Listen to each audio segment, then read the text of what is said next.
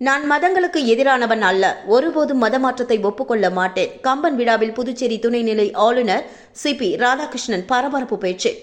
புதுச்சேரி கம்பன் கழகம் சார்பில் கம்பன் கலையரங்கில் 57ஆம் ஆண்டு தெய்வ மகாகவி கம்பன் விழா துவங்கியது.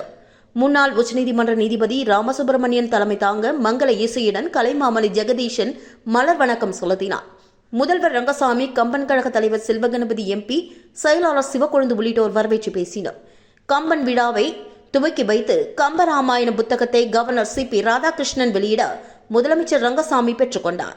விழாவில் சபாநாயகர் செல்வம், அமைச்சர் சாய்ஜே சரவணகுமார், சட்டமன்ற உறுப்பினர்கள் ஆனிபால் கென்னடி, ஏ.கே.டி. ஆறுமுகம், முன்னாள் எம்பி சி.பி. திருநாவுக்கரசு உட்பட பலர் பங்கேற்றனர். விழாவை துவக்கி வைத்து துணைநிலை ஆளுநர் சி.பி. ராதாகிருஷ்ணன் பேசும்பொழுது, தாய் தமிழ் புகழ் தரணி எங்கும் பரவட்டும், அனைவரும் ஒன்றாக சிந்திக்க வேண்டும், செயல்பட வேண்டும் என்பது ஜனநாயகம் அல்ல, சர்வாதிகாரம். மனிதன் பிறந்த ஜாதியை மட்டும் உயர்ந்தது என நினைக்கக்கூடாது. மேலும் எந்த ஜாதியும் தாழ்ந்ததும் இல்லை. ஒவ்வொருவரும் தங்கள் பங்களிப்பை சமுதாயத்திற்கு அளிப்பதாகவும், ராமர் புகழ் இன்று உலகெங்கும் பரவ கம்பன் பாடியதே காரணம். 57 ஆண்டு கம்பன் விழாவிற்கு இல்லாத சிறப்பு இந்த ஆண்டு கிடைத்துள்ளது. கம்பன் போற்றிய ராமன் சிறைக்குள்ளாக இருந்தான். இப்போதுதான் பிறந்த இடத்தில் கோவில் கட்டி வாழ்கிறான். இது 500 ஆண்டு போராட்டம். தனக்கு சொந்தமானதை யாரும் அபகரித்துவிடக் கூடாது, அவர்களின் உரிமை பறிக்கப்படாது என்ற கருத்து நிரூபணமாகியுள்ளது. யாருடைய சொத்துக்கும் ஆசைப்படாதவன் தமிழன், யாருக்கும் அஞ்சாதவன், அறத்தின் பால் நிற்பவன்தான் தமிழன். தமிழுக்கு செம்மொழி அந்தஸ்தை வாஜ்பாய் அவர்கள் அளித்தார். ஒவ்வொரு மனிதனும் தாய்மொழியை, தாய் திருநாட்டை, தாயை நேசிப்பது போன்று நேசிக்க வேண்டும். இன்று அம்மா என அழைப்பதை விட மம்மி என அழைக்கும் கூட்டம் அதிகரித்துள்ளது.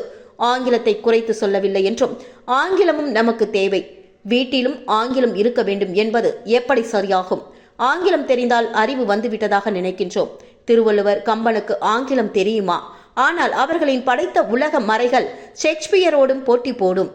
நாம் வீட்டில் அம்மா என்று அழைக்க பிள்ளைகளுக்கு கற்றுத்தர வேண்டும், தயக்கம் இருக்கக்கூடாது என்றும், இதுதான் நம் மரபுகளை காத்து நிற்கும் என்றும். கம்பன் காலத்தில் இஸ்லாம், கிறிஸ்துவம் இல்லை, ஆனால் சமணம், பௌத்தமும் இருந்துள்ளது. ஆனால் கம்பன் சொல்லியது இன்று வரை நீடிக்கிறது. ஒருபோதும் எனக்கு மதவெறி இல்லை. என் இந்து மத தெய்வீகத்தின் மீது உள்ள நம்பிக்கை பிற மதத்தை ஒருபோதும் இழித்தும் பழித்தும் பேசக்கூடாது என சொல்லிக் கொடுத்துள்ளது. நான் மதங்களுக்கு எதிரானவன் அல்ல, ஒருபோதும் மதமாற்றத்தை ஒப்புக்கொள்ள மாட்டேன். என் மதத்திலிருந்து ஒருவன் அவனாக மதம் மாறினால் அவனுடைய சுதந்திரம். ஆனால் ஒரு மதத்தை காட்டிலும் மற்றொரு மதம் பெரியது என கூறுவது போராட்ட குணத்தை தான் வளர்க்கும். இணக்கத்தை, பாசத்தை, ஒற்றுமையை ஒருபோதும் அது வளர்க்காது. பறந்து விரிந்த கடல் போன்றது தெய்வம். யாருக்கு யாரை எப்படி வழிபட வேண்டும் என நினைக்கிறார்களோ அப்படி வழிபடும் உரிமையை உலகில் தந்துள்ள ஒரே மண் பாரத மண். யூதர்கள் அடித்து கொலை செய்யப்பட்ட போது பாரத தேசத்தில் மட்டும்தான் தொல்லைப்படுத்தப்படாமல் இருந்தார்கள். இதைத்தான் பிரதமர் மோடி ஐநா சபையில் யாதும் ஊரே யாவரும் கேளீர் என்ற கனியின் பூங்கொன்றன் வரிகளை தெரிவித்திருந்தார். தமிழன் விருந்தோம்பல் பண்பை ஐநா சபை அப்போதுதான் உணர்ந்தது. நம் பெருமைகளை நமக்குள் வைக்காமல் உலகம் முழுவதும் எடுத்து செல்ல வேண்டும். கம்பன் விழாவை உலகின் பல நாடுகளுக்கும் எடுத்து செல்ல வேண்டும் என்றும் அவர் பேசினார். பிரதமர் மோடிக்கு கூட கிடைக்காத மக்கள் முதல்வர் என்ற பெருமை ரங்கசாமிக்கு கிடைத்துள்ளது என்று பேசிய அவர், கம்பன் விழா மூலமாக தமிழர்கள் பன்மை உலகிற்கு எடுத்து செல்ல வேண்டும் என்றும் வேண்டுகோள் விடுத்தார்.